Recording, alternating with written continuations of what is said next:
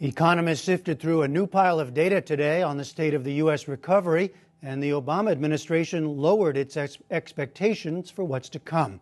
Ray Suarez has our report. With the August jobs numbers coming tomorrow, today's raft of reports offered differing clues to the economy's direction, whether it was manufacturing, retail sales, or unemployment claims. Those first-time applications for benefits fell to 409,000 last week for the first time in 3 weeks. The figure has to drop below 375,000 to stimulate long-term job growth. And major retailers reported better-than-expected sales in August. Even as those numbers suggested some bright spots in the economy, other data released today were more of a mixed bag. Construction spending dropped by the most in 6 months to a level half of what economists think of as healthy. On the other hand, manufacturing, which had been expected to contract in August, grew for the 25th straight month. As to what it all means, here's Brookings Institution economist Martin Bailey.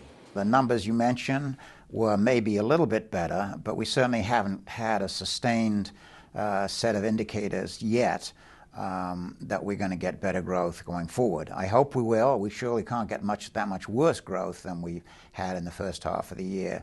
But the concerns about a possible double dip, I think, are real. For its part, the White House Budget Office revised its projections on the economy down, putting growth at just 1.7% this year, off a full point from a forecast in February. It also forecast a 9% unemployment rate for next year. That'll be cold comfort to millions of unemployed, including the 10,000 who lined up at a jobs fair in Los Angeles yesterday.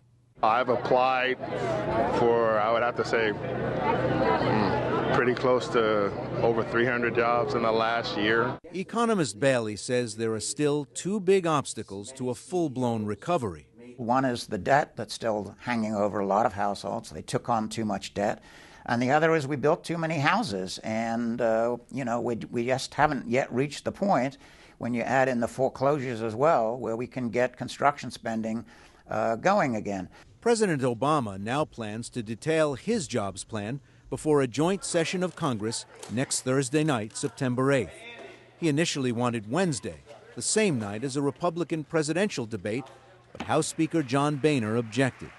White House Press Secretary Jay Carney played down the timing skirmish today. Sideshows don't matter. The economy matters. The American people matter. Jobs matter. And that's what we're focused on. That's why, Thursday's the day, Thursday's the day. We want to give the speech. The jobs issue also remained front and center on the presidential campaign trail. Republican hopeful, former Utah Governor Jon Huntsman delivered his job creation blueprint in a Wednesday speech in New Hampshire. There is no more urgent priority at this point in our nation's history than creating jobs and strengthening our economic core. Everything else revolves around it and is dependent on it. Another Republican, former Massachusetts Governor Mitt Romney, is expected to outline his jobs plan in Las Vegas next week.